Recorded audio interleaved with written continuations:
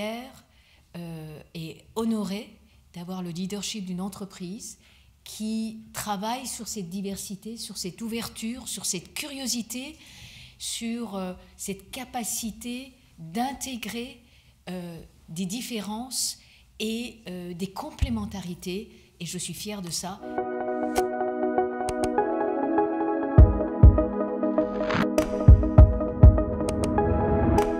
Mais le problème essentiel aujourd'hui, c'est pas... c'est peut-être de diversifier le recrutement des profils aussi. Non, c'est ce qu'on appelle la rétention, c'est de garder les femmes. D'accord. Et donc ça pose vraiment problème et pour les femmes diplômées. C'est-à-dire que nous, par contre, on a progressé de 10 points en recrutement. On était à 29% de femmes dans les positions techniciens et management. On est passé à 39%. Avec du volontarisme. Hein. Ça ne se fait pas comme ça, parce que tout le monde a des biais partout. Enfin, c'est compliqué, la définition des rôles de manager et tout ça. Mais j'avoue que la question maintenant qui nous est posée, c'est cette question de les garder. C'est-à-dire qu'on augmente le recrutement, on a à peu près, on va dire 40%, donc c'est pas mal, hein. C'est presque la parité au sens de Nations Unies. Et le problème, c'est que le profil global de l'entreprise ne change pas. On est toujours à 70-30%. C'est vrai qu'on est une entreprise féminine, la distribution, effectivement, c'est très féminin. On a 57% de femmes qui travaillent dans nos structures. Dans l'ensemble des pays. On est dans 10 pays pour Carrefour, 360 000 personnes pour donner quelques ordres de grandeur. Alors oui, beaucoup de femmes travaillent avec nous. Oui, malheureusement, elles ne sont pas 57% dans nos structures de management et encore moins dans nos comités de direction. Et c'est la raison pour laquelle on a aussi pris le problème, parce que c'est un problème, en main depuis 2011, fin 2011, où on a lancé un programme international qui s'appelle Women Leaders et qui vise à augmenter la mixité dans l'ensemble des niveaux de management. Ce qu'on observe au sein de l'entreprise n'est que le reflet de la société. On a toujours à l'esprit que c'est un changement législatif qui doit s'opérer, qu'il faut avoir des droits pour qu'ensuite ces droits existent. Mais on se rend bien compte en France, et vous l'avez bien exprimé, que même quand les droits sont établis, même quand la protection sociale permet l'activité professionnelle des femmes, eh bien, on se rend bien compte qu'on a encore des blocages à la progression de carrière, à la reconnaissance surtout du rôle de leadership des femmes. Donc on a vu ce constat au niveau mondial. Et ce qui est intéressant, c'est qu'avec le changement de direction aussi à la tête d'ONU Femmes en 2014, après le départ de Michelle Bachelet, qui était une instance éminemment politique, hein, ancienne présidente du Chili, qui est repartie ensuite présider le Chili, nous avons eu la chance d'avoir la nomination de Phumzile Mlambo-Ngcuka, qui était la vice-présidente de l'Afrique du Sud, et qui nous a dit, dès son démarrage de fonction, eh bien, moi, j'ai vu dans ma vie la fin de l'apartheid. J'aimerais également voir la fin des discriminations sexistes et des inégalités femmes-hommes. C'est quelqu'un qui a beaucoup de vision et beaucoup de cœur, et on se rend compte que grâce à cette impulsion, elle a souhaité amener quelque chose de nouveau aussi dans la discussion mondiale, que nous reflétons bien sûr dans le travail mené ici en France, et en particulier avec nos partenaires entreprises, c'est l'importance de l'inclusion. Isabelle l'a dit, l'inclusion, c'est de parler de l'égalité en droit parce qu'elle impacte tout le monde. Elle impacte les hommes et les femmes de manière différente, peut-être dans la perception quotidienne, mais en réalité, les bénéfices sont mutuels et on le sait très bien. Donc, pourquoi agir ? Je crois que la question ne se pose même plus. Vous l'avez dit au démarrage, on est vraiment trop lent. Et il fallait accélérer ce mouvement. Et l'une des idées qui a été portée donc depuis 2015, c'est de mener un mouvement de solidarité.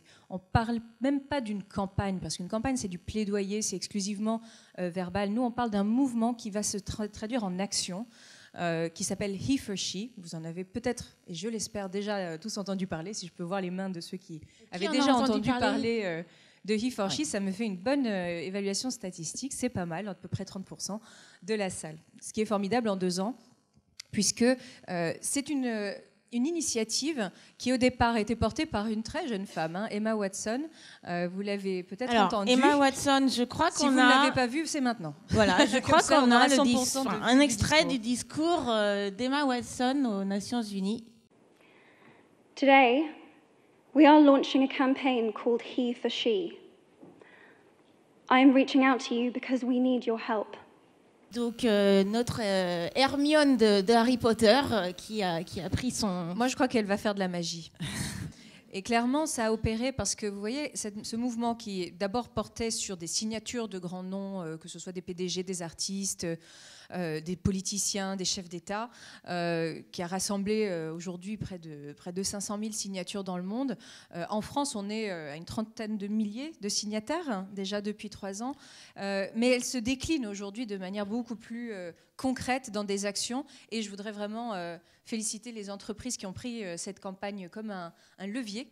Notamment Carrefour, Schneider, mais il y en a d'autres, qui ont agi auprès de leur PDG pour dire, ben voilà, vous avez clé en main une belle fonctionnalité, pour ne pas dire un outil marketing, pour mobiliser vos cadres, hommes et femmes, faire en sorte qu'on parle de l'égalité de façon positive, en montrant que c'est réellement par le dialogue avec les hommes, en faisant en sorte qu'il y ait une prise de parole beaucoup plus concrète, aussi des hommes qui croient fermement que l'égalité est bénéfique pour la performance d'entreprise, pour le bien-être au travail, pour la parentalité au sens large. Les hommes, bien sûr, sont éminemment concernés par la parentalité. Et bien entendu, pour s'assurer que la société de demain est plus juste et humaine. Les hommes sont dans les postes de décision aujourd'hui dans nos entreprises et effectivement, et clairement, il faut qu'ils soient impliqués, qu'ils comprennent les enjeux de travailler dans une meilleure complémentarité et pas que entre hommes et avec des profils souvent relativement homogènes. Donc oui, E4She, alors les WEPS, d'une part, je le citais tout à l'heure, Women Empowerment Principles, porté par ONU Femmes et relayé donc en France par le comité ONU Femmes France, et qui permettent au plus haut niveau de l'entreprise, au PDG, de s'engager donc au travers de la signature de ces principes d'autonomisation des femmes en français, et qui donc permettent au PDG de porter un engagement largement en interne. E4She, c'est un formidable outil de mobilisation des hommes en général dans l'entreprise.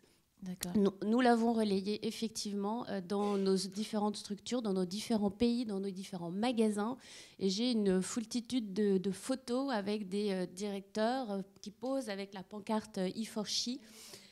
Et on a, merci Myrène, je voulais effectivement ajouter ça aussi, parce qu'on a pris le parti aussi d'associer nos responsables syndicaux sur le relais de la campagne, car pour moi, il faut impliquer tous les acteurs. Et les responsables syndicaux ont un rôle énorme à jouer pour relayer les engagements mixité de l'entreprise. Et nos responsables syndicaux, je ne sais pas si certains d'entre vous ici sont responsables syndicaux, mais sont relativement majoritairement hommes. Jamais sans elle, effectivement, c'est tout récent. Le mouvement n'a pas 2 ans encore, qui a été initié par des femmes, mais qui s'adresse aux hommes. Puisque le principe consiste à s'engager, à signer une charte qui nous contraint, une fois signée, à ne plus participer à un colloque, à une réunion, à une table ronde, à un conseil d'administration, quel qu'il soit, sans qu'il y ait une représentation féminine. Grande satisfaction pour moi ce matin de voir ce Gessina Lab consacré à cette question de la mixité.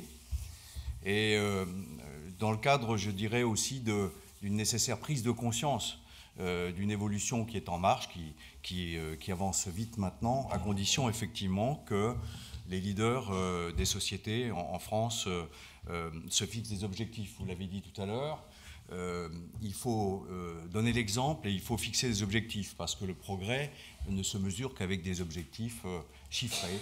Et au fond, c'est un moyen comme un autre de réduire les écarts.